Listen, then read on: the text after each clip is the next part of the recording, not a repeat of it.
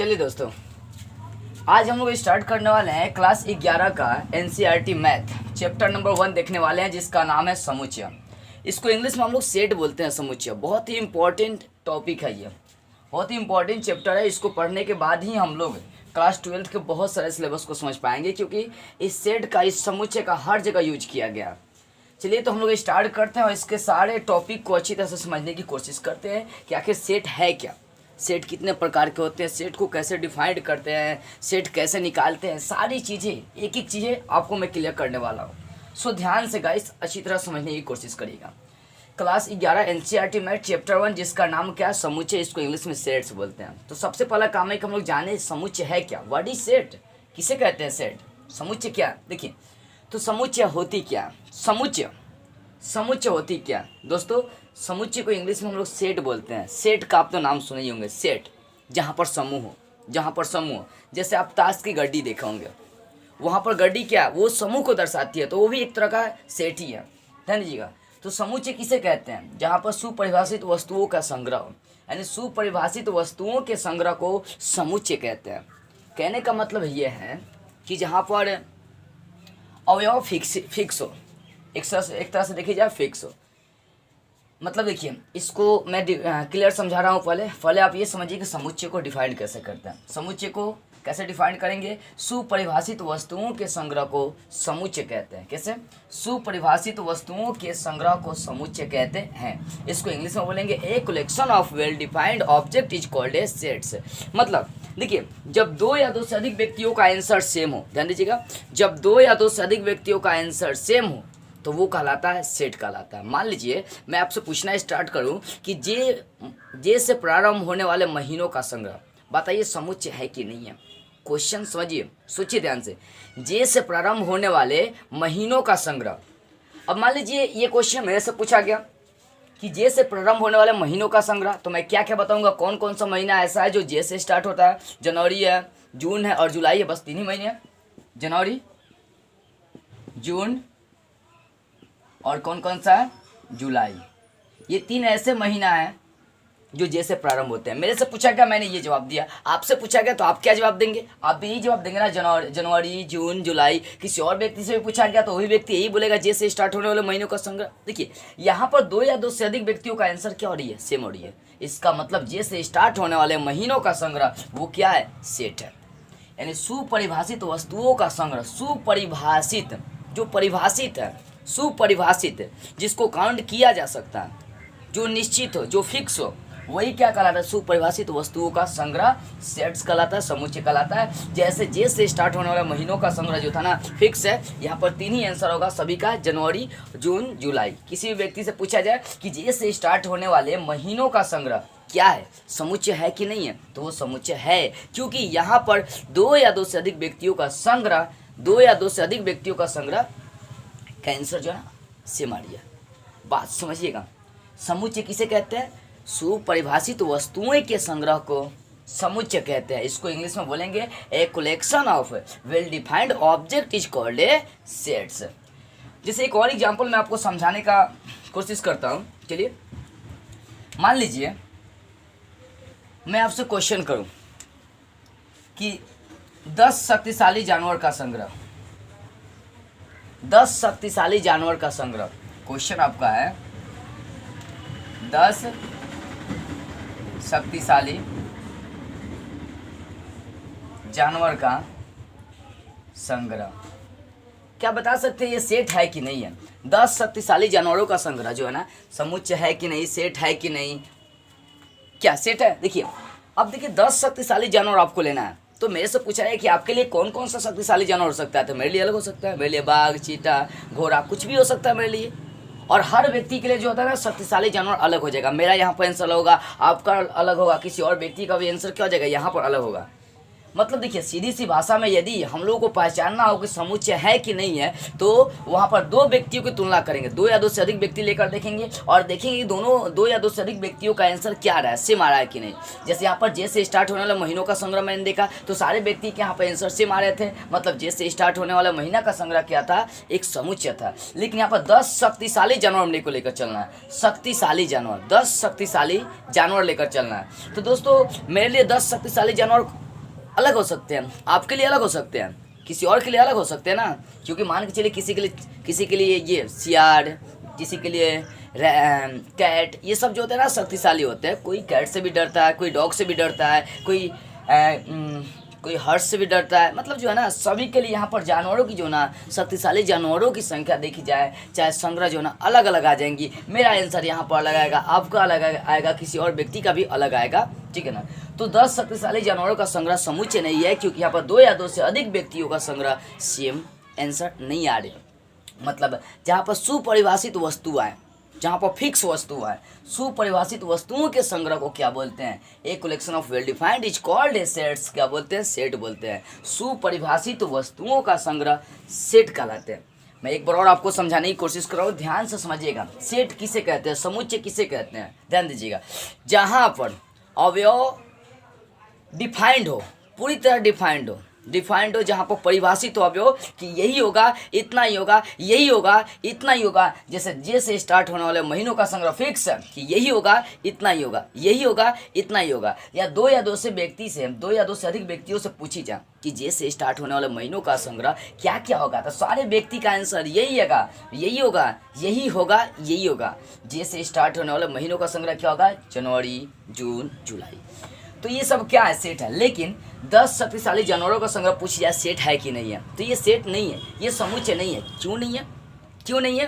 क्योंकि यहाँ पर 2 या 2 से अधिक व्यक्तियों का आंसर अलग अलग हो सकता है। ये डिफाइंड नहीं है, ये डिफाइंड नहीं है, ये फिक्स नहीं है, ये फिक्स नहीं है कि यही होगा और इतना ही होगा। बात याद रखिएगा, यही होगा और इतना ही होगा, यहाँ पर ये फिक्स नहीं हो रहे हैं।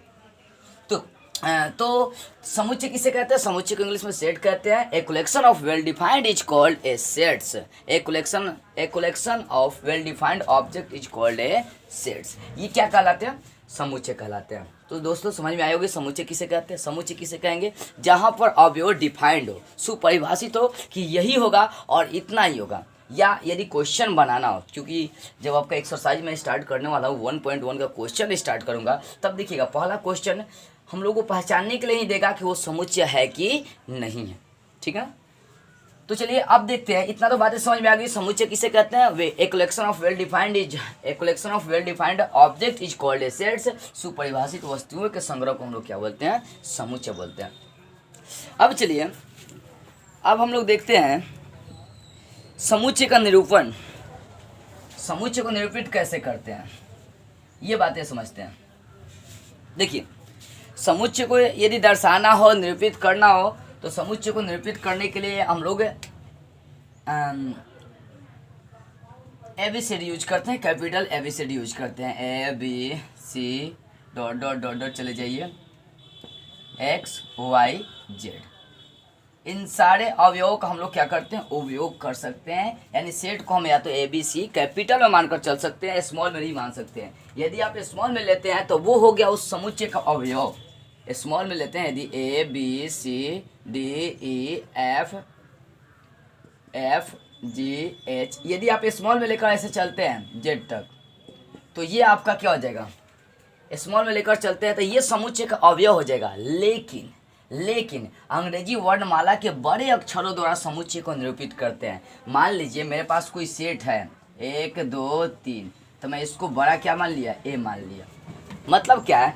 किसी भी सेट को दर्शाने के लिए हम लोग अंग्रेजी वर्णमाला के बड़े अक्षर का यूज करेंगे, बड़े ABCD का यूज करेंगे। यदि आप छोटे ABCD का यूज करते हैं तो वो समुच्चय के अवयव को दर्शाता है कि जो सेट है उसके अंदर कितने अवयव, मतलब कौन कौन से अवयव हैं। तो पहला आपको जानना ये था समुच्चय किसे कहते हैं। तो जहाँ पर अवयव डिफाइंड हो, सुपरिभाषित हो कि यही होगा, इतना ही होगा, या 2 या 2 से अधिक व्यक्तियों का जब आंसर सेम हो तो बोलेंगे कि वो क्या है? समुच्चय। और समुच्चय को कैसे दर्शाएंगे? समुच्चय को क्या कैसे निरूपित करेंगे? उसका रिप्रेजेंटेशन कैसे हम लोग करेंगे? तो अंग्रेजी वर्णमाला के बड़े अक्षर द्वारा समुच्चय का निरूपण करते हैं। यदि छोटे अक्षर का यूज करते हैं तो वो सेट का क्या दर्शाता है? अवयव। सेट का क्या दर्शाता है? अवयव। ठीक है, बातें समझ में आएगी ना। समुच्चय किसे कहेंगे? जहाँ पर अवयव डिफाइंड हो कि यही होगा और इतना ही होगा। मतलब जहाँ पर 2 या 2 से अधिक व्यक्तियों का संग्रह, अधिक व्यक्तियों का आंसर, 2 या 2 से अधिक व्यक्तियों का आंसर सेम है, वो कहलाता है समुच्चय। और समुच्चय का निरूपण कैसे? अंग्रेजी वर्णमाला के बड़े अक्षर द्वारा करते हैं। यदि छोटे अक्षर का यूज करते हैं अंग्रेजी वर्णमाला का, तो वो अवयव को, सेट के अवयव को दर्शाता है। अब देखिए अब थोड़ा सा कुछ और सिंबल हम लोग जान लेते हैं। मान लीजिए हम लोगों को इस सिंबल का यूज करना होगा ऐसे, इसको बिलोंग्स टू बोलते हैं हम लोग। दो तरह का यूज करेंगे, एक बिलोंग्स टू, एक डज नॉट बिलोंग्स टू। दोस्तों यहाँ पर देखेंगे, ये जो सिंबल आपको दिखाई दे रही है इसको बिलोंग्स टू बोलेंगे, इसको डज नॉट बिलोंग्स टू बोलेंगे। मान लीजिए मैं ऐसा लिख देता हूँ, A belongs to the set ए।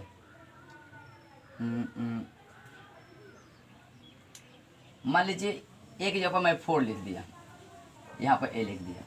इसका मतलब क्या होगा, इसको क्या पढ़ेंगे, इसको क्या पढ़ेंगे जानते हैं, इसको पढ़ेंगे 4 belongs to the set A. A क्या है, एक सेट है।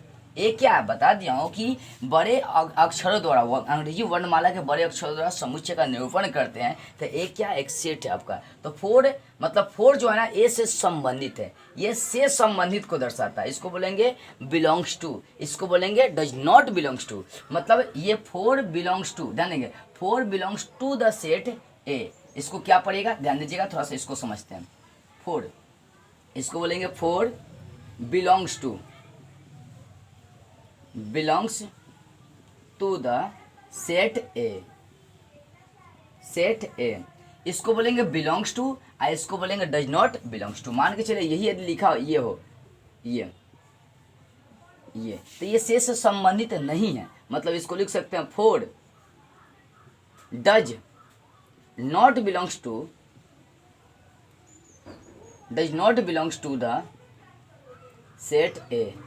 ध्यान दीजिएगा दोस्तों, समझने की कोशिश करेगा। इस सिंबल का मैं बहुत ही यूज करने वाला हूँ। ये शुरू से अंत तक आपके सेट में यूज किए जाएंगे। शुरू क्वेश्चन से एक्सरसाइज 1.1 से लेकर 1.6 तक, इसके विविध तक टोटल इसका यूज करने वाला है इस सिंबल का। इसको बोलेंगे बिलोंग्स टू, इसको बोलेंगे डज नॉट बिलोंग्स टू। यानी ये से संबंधित है और ये से संबंधित नहीं है। मतलब ये जैसे मान लीजिए मेरे पास कोई सेट है, ध्यान दीजिएगा, मान लीजिए मेरे पास कोई सेट है 1 2 3 4 5, ये दे दिया सेट ए है जिसका अवयव क्या 1 2 3 4 5। मैं पूछूं कि क्या 1 बिलोंग्स टू ए, क्या 1 ए का अवयव है। देखिए 1 क्या ए का अवयव है, ठीक है ना। मैं यही पूछूं कि 8 belongs to the set A, क्या 8 ए का अवयव है। ध्यान दीजिए, क्या ए में आपका 8 है, नहीं है। इसका मतलब ये हो जाएगा does not belongs to the set A. मतलब इसको क्या बोलेंगे, बिलोंग्स टू। याद रखिएगा, मैं यहां पर लिख देता हूं, इसको पढ़ेंगे और इसको क्या पढ़ेंगे, ध्यान दीजिए। देखिए इसको बोलेंगे बिलोंग्स टू, क्या बोलेंगे, बिलोंग्स टू। और इसको बोलेंगे does not belongs to, does not belongs to, does not belongs to. देखिए ये होता है से संबंधित, यानी ये उससे संबंधित है और ये उससे संबंधित नहीं है जो सेट है। तो अभी तक 3 बातें मैंने आपको क्लियर किया, सेट कैसे पहचानते हैं, दूसरे उसका निरूपण कैसे करते हैं, और इस सिंबल का हम लोग शुरू से अंत तक यूज करने वाले हैं। अब सबसे इम्पोर्टेंट चीज़ जो आपको इसमें जानना है, सबसे इम्पोर्टेंट चीज़ जो आपको जानना है वो अब देखते हैं कि आखिर समुच्चय को व्यक्त करने की कौन कौन सी विधियाँ हो सकती हैं।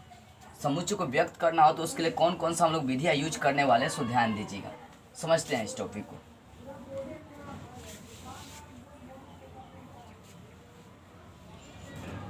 तो समुच्चय को व्यक्त करने की विधियाँ को हम लोग अच्छी तरह से समझते हैं।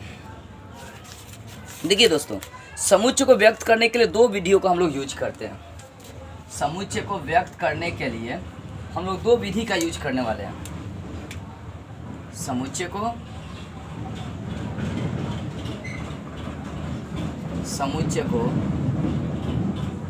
व्यक्त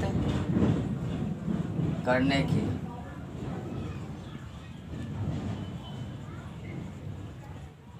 दो विधियाँ होती हैं।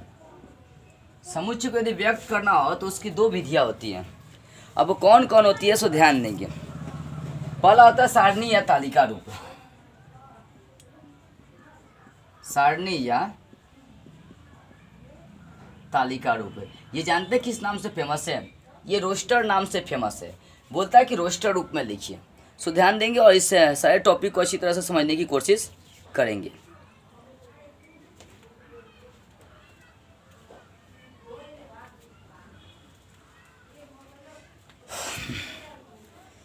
चलिए इसको इंग्लिश में हम लोग लिखते हैं tabular form. Tabular form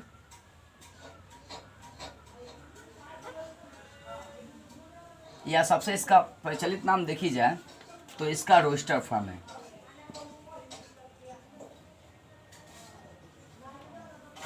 tabular form या रोस्टर फॉर्म। और दूसरा सबसे इम्पोर्टेंट, दूसरा देखिए, दूसरा होता है सारणी निर्माण रूप। इसको सेट बिल्डर फॉर्म बोलते हैं हम लोग, set builder form, set builder form. देखिए, तो समुच्चय को व्यक्त करने की दो विधियां पाई जाती है। सो देख सकते हैं बोर्ड पर लिखा हुआ है, और इसको मैं अब एक एक करके समझाता हूं क्योंकि ये बहुत इंपॉर्टेंट है। ये यदि समझ लेते हैं आप तो आपका एक्सरसाइज 1.1 क्लियर हो जाता है। इसी पर डिपेंड है आपका एक्सरसाइज 1.1। चलिए समझते हैं। देखिए समुच्चय को व्यक्त करने की दो तरह की विधियां होती हैं। समुच्चय को व्यक्त करने की कितनी विधियां होती हैं? दो विधियां होती हैं। नंबर 1 सारणी या तालिका रूप। क्या होती है? सारणी या तालिका रूप, जिसको इंग्लिश में टेबुलर फॉर्म बोलते हैं। सारणी या तालिका रूप को इंग्लिश में टेबुलर फॉर्म है या बोल सकते हैं रोस्टर फॉर्म। इसी नाम से आपका ये प्रचलित है। इस क्वेश्चन में, इस एक्सरसाइज में आपको बोलेगा कि इस सेट का रोस्टर फॉर्म निकाले, इस सेट का रोस्टर फॉर्म निकाले। रोस्टर फॉर्म बहुत ही प्रचलित नेम है, ध्यान दीजिएगा। तो सबसे पहले हम लोग समझने की कोशिश करते हैं 1 नंबर, आखिर रोस्टर फॉर्म है क्या? रोस्टर फॉर्म, रोस्टर फॉर्म है क्या, इस बात को समझिएगा ध्यान से। रोस्टर फॉर्म का मतलब सारणी या तालिका रूप इसको बोल सकते हैं। देखिए रोस्टर फॉर्म, यदि किसी भी सेट को आप रोस्टर फॉर्म में लिखना चाहते हैं तो इसके लिए सबसे पहले आपको महिला ब्रैकेट का यूज करना पड़ता है। मंझोले ब्रैकेट क्या करेंगे? इसके लिए यूज करेंगे। उसके बाद जो भी अवयव है, मतलब जो आपको सेट दिया है, सेट के अंदर जो अवयव होगा, यदि उसको रोस्टर फॉर्म में लिखना चाहते हैं आप तो सबसे पहले मंझोले कोष्ठक का यूज करेंगे। उसके बाद अवयव को कॉमा दे देकर लिख देंगे, वो आपका हो जाएगा रोस्टर फॉर्म। मान लीजिए, समझिएगा ध्यान से, रोस्टर फॉर्म में क्या है, दिक्कत नहीं होनी चाहिए।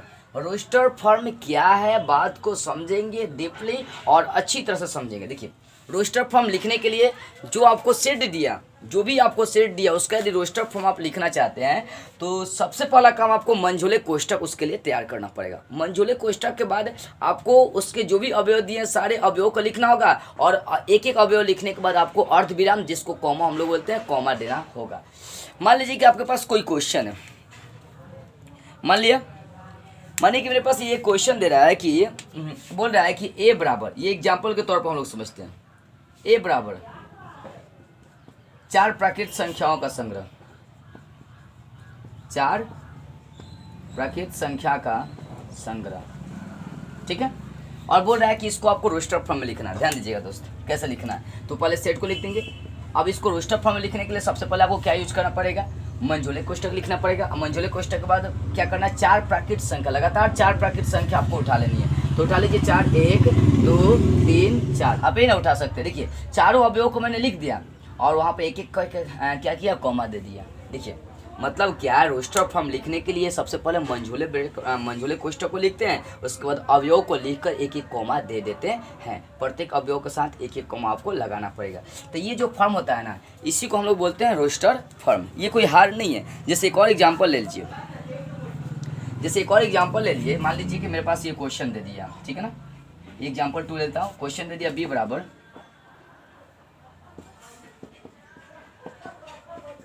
अंग्रेजी वर्णमाला के स्वरों का संग्रह, बोला कि अंग्रेजी वर्णमाला के स्वरों का संग्रह, अंग्रेजी वर्णमाला के स्वरों का संग्रह। मतलब देखिए स्वर और व्यंजन 2 तरह के होते हैं, ठीक है ना। इसको मेरे को किस रूप में लिखना है? रोस्टर फॉर्म में लिखना। किस रूप में? रोस्टर फॉर्म में। तो रोस्टर फॉर्म में लिखने के लिए सबसे पहले मंझोले ब्रैकेट। अब देखिए स्वरों को लिखना, तो स्वर कितने होते हैं? 5 होते हैं। कौन कौन है? A E I O U, A E I O U. मैंने क्या किया? सबसे पहले मंझोले ब्रैकेट का यूज किया, उसके बाद उसके प्रत्येक अवयव को लिखा और एक एक कॉमा अर्धविराम दे दिया।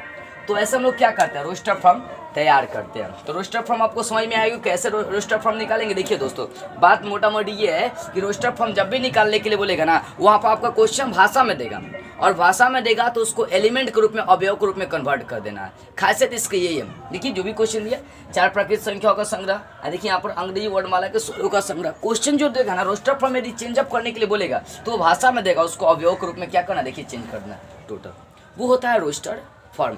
रोस्टर फॉर्म लिखने के लिए सबसे पहले आपको मंझोले ब्रैकेट यूज करना पड़ेगा, उसके बाद अवयव को लिखकर कॉमा दे देना होगा, ये हो जाएगा आपका रोस्टर फॉर्म। जब हम एक्सरसाइज स्टार्ट करेंगे तो और अच्छी तरह से इसको समझने की कोशिश करेंगे आखिर रोस्टर फॉर्म है क्या, सारणी या तालिका रूप है। अब बात करते हैं दूसरे की।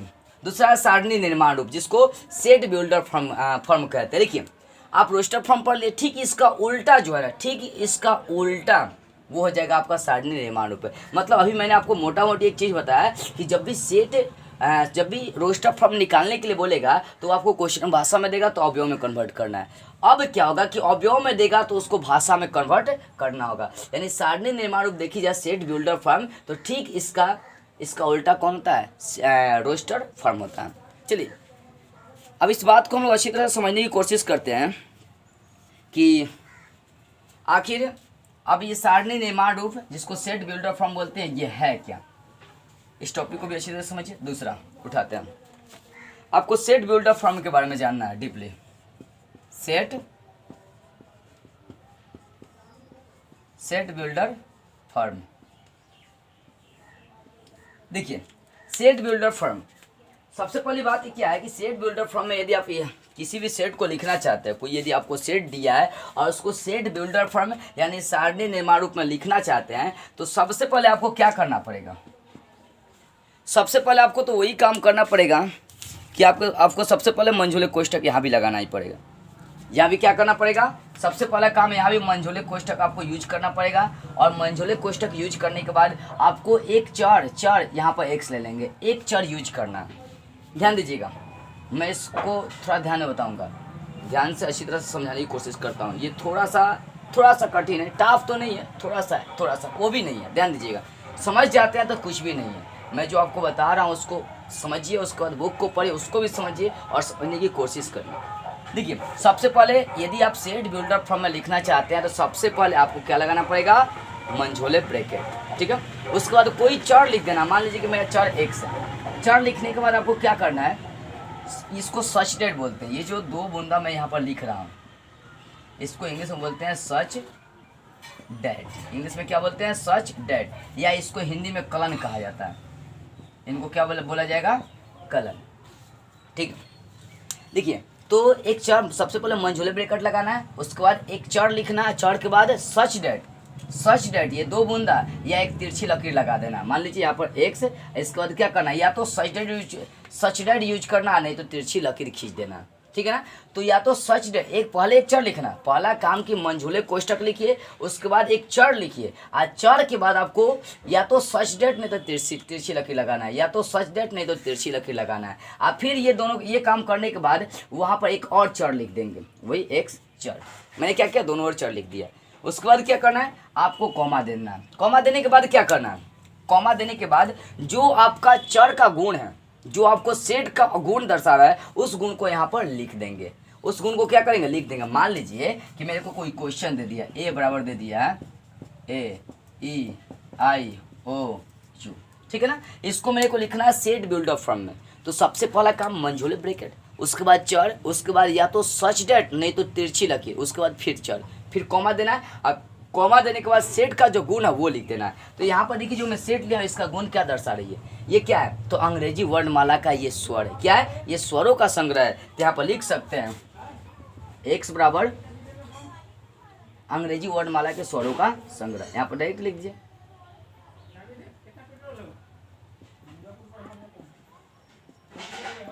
स्वरों का संग्रह, यहाँ भी लिख सकते हैं कॉमा देकर एक्स बराबर स्वरों का संग्रह। देखिए तो ये रहा आपका सेट बिल्डर फॉर्म। दोस्तों मैं मोटा मोटी इस बात को पूरा का पूरा क्लियर करना चाहता हूँ। सेट बिल्डर फॉर्म लिखने के लिए सबसे पहले आपको मंझोले ब्रैकेट यूज करने पड़ेंगे।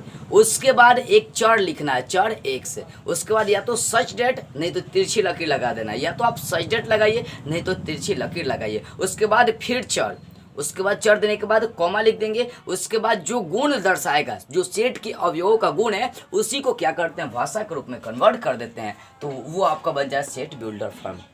एक बार और मैं अच्छी तरह से समझाने की कोशिश करता हूँ कि समुच्चय को व्यक्त करने की दो विधियां जो होती हैं वो कौन कौन होती है। एक तो होता है रोस्टर फॉर्म और दूसरा होता है set builder form. Roster form की खासियत मैंने आपको बता दिया कि यहाँ पर सबसे पहले आपको मंझोले ब्रैकेट यूज करना है, उसके बाद अवयवों को लिखकर कॉमा दे देना है, वो आपका हो जाएगा रोस्टर फॉर्म। और दूसरा है सेट बिल्डर फॉर्म। इसको लिखने के लिए, सेट बिल्डर फॉर्म को लिखने के लिए सबसे पहले मंझोले ब्रैकेट, उसके बाद एक चर, उसके बाद सच डेट या तिरछी लकीर, उसके बाद फिर चर, उसके बाद कॉमा देकर जो सेट का गुण है, जो सेट के अवयवों का गुण है, उस गुण को यहाँ पर भर देना। तो ये आपका हो जाएगा set builder form. I hope आपको ये सारी बातें समझ में आई होगी। यदि फिर भी नहीं समझ में आई होगी तो कमेंट करके बताइएगा, फिर से मैं समझाने की कोशिश करूँगा। तो ये इतनी बातें आपको जाननी थी अभी तक कि समुच्चय को व्यक्त करने की कितनी विधियाँ होती हैं। तो मैंने आपको ये सारी बातें कंफर्म किया। अब देखिए, हम लोग को जानना है समुच्चय के प्रकार। जानते हैं समुच्चय के प्रकार, समुच्चय कितने प्रकार के होते हैं, उनको डिफाइन कैसे करते हैं। तो समुच्चय के प्रकार को अच्छी तरह से इसके बाद समझ लेते हैं, और उस प्रकार को समझने के बाद हम लोग क्वेश्चंस स्टार्ट करेंगे, और सारे क्वेश्चन को मैं समझाने की कोशिश अच्छी तरह से करूँगा। तो चलिए अब जानते हैं टाइप्स ऑफ सेट्स। सेट के प्रकार के बारे में थोड़ा सा हम लोग जान रहे हैं। चलिए दोस्तों, सेट के प्रकार।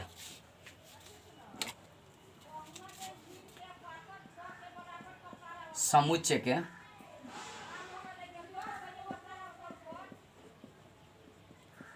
के प्रकार। देखिए समुच्चय कितने प्रकार के होते हैं, ध्यान देंगे, समझने की कोशिश करते हैं समुच्चय के प्रकार को। पहला होता है रिक्त समुच्चय। रिक्त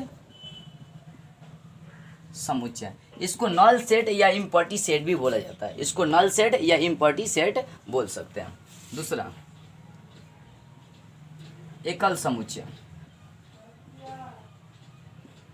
तीसरा युग्म समुच्चय, सिंगलेटन सेट इसको बोलते हैं। चौथा होता है परिमित समुच्चय।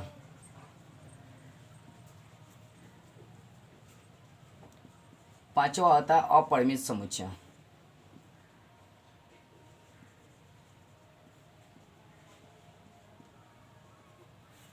छठा होता है बराबर समुच्चय, इक्वल सेट। और सातवां होता है समतुल्य समुच्चय।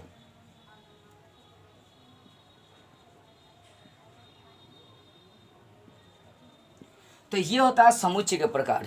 अब इन सारी बातों को अच्छी तरह से हम समझते हैं और देखते हैं एक एक के बारे में कि आखिर ये है क्या। इन सारी चीज़ों को अच्छी तरह से समझते हैं और इस पर फोकस करते हैं। चलिए ध्यान दीजिएगा। अब देखिए रिक्त समुच्चय होती क्या है भाई, रिक्त समुच्चय है क्या, ध्यान देते हैं। रिक्त समुच्चय का मतलब, देखिए रिक्त का मतलब होता है खाली। खाली का मतलब है, आप पढ़े होंगे कि रिक्त स्थानों को भरे, निम्नलिखित में निम्न में रिक्त स्थानों को भरे, रिक्त स्थान को भरना है। ध्यान देंगे, फोकस करेंगे और समझने की कोशिश करेंगे। ये सारी चीज़ें बहुत सिंपल है, हार्ड नहीं है, मैं आपको एक एक क्लियर करता हूँ। रिक्त समुच्चय का मतलब हो गया कि वह समुच्चय जिसमें एक भी अवयव नहीं हो, उसे रिक्त समुच्चय या इम्पटी सेट या नल सेट के नाम से हम लोग इसको जानते हैं। देखिए, तो रिक्त समुच्चय को या तो हम लोग फाई से सूचित करते हैं, नहीं तो मंझोले कोष्ठक से सूचित कर देते हैं। रिक्त समुच्चय का ये खासियत है, या तो इसको बोलेंगे फाई या तो इसको मंझोले कोष्ठक से सूचित करते हैं रिक्त समुच्चय। रिक्त समुच्चय का डेफिनेशन क्या होगा, रिक्त का मतलब खाली, एक भी अवयव नहीं है। वह समुच्चय जिसमें कोई अवयव नहीं हो, वह समुच्चय जिसमें एक भी अवयव नहीं हो, उसे रिक्त समुच्चय बोलते हैं। दूसरा है एकल समुच्चय। देखिए रिक्त समुच्चय को फाई या ये मंझोले कोष्ठक से सूचित करते हैं। एकल समुच्चय का मतलब एक, एकल एक समुच्चय, मतलब जिस समुच्चय में एक अवयव हो उसे क्या बोलेंगे, एकल समुच्चय। एकल समुच्चय का डिफरेंशन जिसमें एक अवयव हो। मान लीजिए कि मेरे पास ये कोई सेट है, ठीक है, ये कोई सेट है, यहाँ पर लिख दिया ये एक एलिमेंट्स कितना 1 है, तो इसमें इस सेट में कितना अवयव है, एक अवयव। तो जिस सेट में एक अवयव होगा उसे हम लोग एकल समुच्चय बोलेंगे। और वही यदि मान लीजिए ये दे दिया 1,2, ध्यान दीजिएगा, तो इस सेट में कितना अवयव है? एक 2 अवयव है, तो ये हो जाएगा आपका युग्म समुच्चय। युग्म समुच्चय में 2 अवयव होते हैं। जिस समुच्चय में एक अवयव हो उसे एकल समुच्चय बोलते हैं, सिंगलेटन सेट, और जिसमें 2 अवयव हो वो होते हैं पेयर सेट्स, मतलब युग्म समुच्चय होते हैं। देखिए, रिक्त समुच्चय जिसमें एक भी अवयव नहीं हो, एकल समुच्चय जिसमें केवल एक अवयव हो, और युग्म समुच्चय जिसमें केवल 2 अवयव हो। और देखिए यहाँ पर चौथा है परिमित समुच्चय। परिमित जिसके अवयवों की संख्या निश्चित हो। देखिए, जिसके अवयवों की संख्या निश्चित होगी वो कहलाएंगे परिमित समुच्चय, और जिसके अवयवों की संख्या परिमित नहीं होगी, मतलब जिसके अवयवों की संख्या निश्चित नहीं होगी, वो कहलाएंगे अपरिमित समुच्चय। बात को समझिए, मान लीजिए मेरे पास ये सेट है 1 2 3 4 5 6 ऐसे, और एक और सेट मैंने ले लिया यहाँ पर 1 2 3 4 5 6 7 डॉट डॉट लगा दिए। मैं पूछूं कि ए और बी दोनों में परिमित और अपरिमित कौन है, मतलब दोनों सेट में पहचाने की कौन परिमित है और कौन अपरिमित है। ध्यान दीजिएगा, ए में अवयव जो ना निश्चित है, 1 से लेकर कहाँ तक है? 6 तक है। क्या यहाँ पर देख सकते हैं सेट बी में क्या अवयव की संख्या निश्चित है? नहीं, 1 से लेकर कहाँ तक चला गया? अनंत तक चला गया। 1 2 3 4 5 6 7 डॉट डॉट डॉट डॉट है। तो यहाँ पर इसका मतलब है कि यहाँ पर अवयव निश्चित नहीं है, फिक्स नहीं है, काउंट नहीं कर सकते यहाँ पर अवयव को, गिन नहीं सकते यहाँ पर अवयव को, जिसके कारण से ये अपरिमित समुच्चय है। बात सीधी सी है कि जिस समुच्चय के अवयव को गिन सकते हैं, जिस समुच्चय के अवयव को गिन सकते हैं वही कहलाएगा आपका परिमित समुच्चय, और जिस समुच्चय के अवयव को नहीं काउंट कर सकते, नहीं गिन सकते हैं, वो कहलाएगा आपका अपरिमित समुच्चय। बात को समझिए जरा।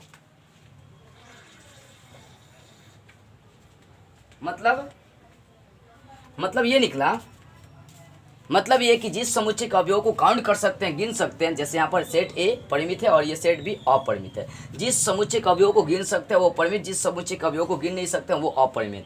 अब देखिए छठा क्या है? बराबर समुच्चय। ध्यान दीजिएगा, अब देखिए बराबर समुच्चय इसको बोलते हैं हम लोग इक्वल सेट बोलते हैं। बराबर समुच्चय किसे कहेंगे? बराबर समुच्चय देखिए, जैसे मान लीजिए मेरे पास कोई 2 सेट है 1 2, ठीक है ना, बी बराबर ले लिया 2, 1। देखिए, बराबर समुच्चय का मतलब क्या होता है कि जब 2 सेट है तो उसमें से पहले सेट का अवयव दूसरे सेट में मिले और दूसरे सेट का टोटल अवयव पहले सेट में मिले। जैसे देखिए ए का टोटल अवयव 1, 2 दूसरे सेट में 1, 2 मिल रही है, और दूसरे सेट का टोटल अवयव किसमें? ए में मिल रहा है। मतलब जब 2 सेट होंगे तो पहले सेट का अवयव दूसरे में मिलने चाहिए, मतलब हूबहू एकदम हूबहू वही होनी चाहिए। जो अवयव ए में है वही अवयव बी में होनी चाहिए, और जो अवयव बी में है वही अवयव ए में होनी चाहिए, तब जाकर वो कहलाएंगे बराबर समुच्चय। बात को समझिए, बराबर समुच्चय किसे कहते हैं? बराबर समुच्चय जब 2 सेट हो तो उसमें से पहले सेट का टोटल अवयव दूसरे सेट में होनी चाहिए, और दूसरे सेट का टोटल अवयव पहले सेट में होनी चाहिए, वो कहलाता है बराबर समुच्चय। यहाँ पर दोनों क्या कहलाएंगे? ए बराबर बी कहलाएंगे। दोनों क्या है? बराबर समुच्चय। क्यों? क्योंकि यहाँ पर देख सकते हैं अवयव जो है ना सेम है, सेम, ठीक है ना, ये रहा बराबर समुच्चय। अब देखते हैं समतुल्य समुच्चय। समतुल्य, देखिए समतुल्य समुच्चय का मतलब क्या? समतुल्य समुच्चय किसे कहते हैं? Equivalent set. देखते हैं समतुल्य समुच्चय। समतुल्य समुच्चय ध्यान देते हैं, अभी तक देखा कि जब ए का अवयव टोटल बी में हो, बी का अवयव टोटल ए में हो, मतलब सेम टू सेम अवयव, तो वो बराबर समुच्चय। देखिए, अब अवयवों की यदि संख्या सिर्फ सेम हो और वहाँ पर अवयव सेम नहीं हो, हूबहू वही अवयव नहीं होनी चाहिए। मान लीजिए मेरे पास ये सेट है 1 2 और यहाँ लिख दिया मैंने ए बी। अब मैं पूछूंगा क्या ये बराबर समुच्चय? नहीं, ये बराबर समुच्चय नहीं है। बराबर होने के लिए टोटल अवयव सेम होनी चाहिए। ए और बी में अवयवों की संख्या नहीं, अवयव सेम होनी चाहिए। लेकिन समतुल्य समुच्चय कहता है कि सिर्फ अवयवों की संख्या बराबर होनी चाहिए। यहाँ पर सेट ए में 1 1 2 अवयव, सेट बी में कितना अवयव? 2 अवयव, यानी यहाँ पर अवयवों की संख्या सेम है। इसका मतलब ए बी का क्या है? समतुल्य। क्या लिख सकते हैं यहाँ पर लिख सकते हैं ए समतुल्य बी, ये लिख सकते हैं ए बी के क्या है? समतुल्य। ध्यान दीजिएगा, यहाँ दोस्तों यहाँ पर ध्यान देंगे, समझेंगे। यहाँ पर ए का जो टोटल अवयव है इसको कार्डिनल नंबर हम लोग बोलते हैं, मतलब अवयवों की संख्या। ध्यान देते हैं ना, यहाँ पर कार्डिनल नंबर कितना हो जाएगा? एन ए, यानी ए के अवयवों की संख्या कितनी हो जाएगी? 2। यहाँ पर देख सकते हैं एन बी, इसके अवयवों की संख्या कितनी हो जाएगी? 2। कार्डिनल नंबर इसको हम लोग बोलते हैं। यानी कोई भी सेट है उसके अवयवों की संख्या यदि हम लोग निकाल लेते हैं तो वो कार्डिनल नंबर उसका कहलाता है। हो सकता है ऐसा क्वेश्चन आपको बनाने के लिए दे। बात को समझिएगा, समतुल्य समुच्चय किसे कहते हैं? जिसमें अवयव सेम नहीं हो लेकिन अवयवों की संख्या बराबर हो। अवयव 1 2 ए बी, यहाँ पर अवयव सेम नहीं मिलते हैं। पहले सेट में अवयव ए 1 2 है, दूसरे सेट में अवयव ए और बी है।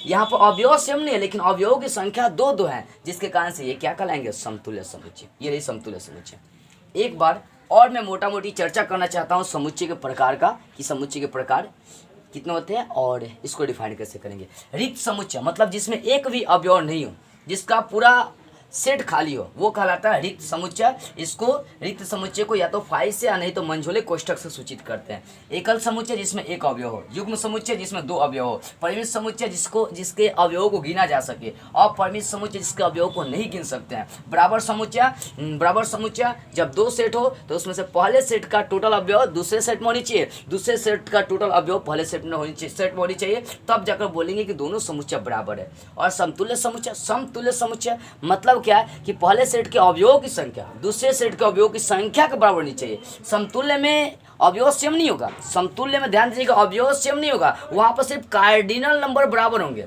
कार्डिनल नंबर मतलब अवयवों की संख्या सेम होंगे, वो आपका कहलाएगा समतुल्य समुच्चय। तो ये रहा समुच्चय के प्रकार। तो अब अच्छी तरह से हम लोग समझने की कोशिश करेंगे, क्वेश्चन को भी अच्छी तरह से क्वेश्चन को समझेंगे, इसके सारे क्वेश्चन को भी हम लोग टच करेंगे। तो चलिए आज की वीडियो में यही समुच्चय की मैं चर्चा कर रहा हूँ। अगले वीडियो में एक्सरसाइज 1.1 को चर्चा करूँगा और सारे क्वेश्चन को डीप में मैं समझाने की कोशिश करूँगा, क्योंकि वीडियो बहुत लंबा होती जा रही है। तो चलिए अगले वीडियो का हम लोग इंतजार करते हैं। अगले वीडियो में इसके सारे क्वेश्चन को डीपली समझने की कोशिश करेंगे कि आखिर है क्या, आपने क्या क्या पढ़ा, आपने सेट पढ़ लिया, सेट का कैसे निरूपण करते हैं, और कुछ सिंबल मैंने बता दिया जिसको हम बोल रहे थे बिलोंग्स टू और डज नॉट बिलोंग्स टू। उसके बाद समुच्चय का निरूपण दो तरह से करते हैं, कौन कौन, roster form, set builder form. उसके बाद समुच्चय का प्रकार हम लोग जान रहे हैं, रिक्त समुच्चय के प्रकारों को बारे में डीप में जाना कि ये सब क्या है। तो इन सारी बातों को जानना आपके लिए बेहद जरूरी था, तभी जाकर आप इसके सारे क्वेश्चन को सॉल्व कर पाएंगे। तो चलिए अगले वीडियो का इंतजार कीजिएगा। एक्सरसाइज 1.1 के सारे क्वेश्चनों को मैं डीपली समझाते हुए मिलूंगा आप सभी से।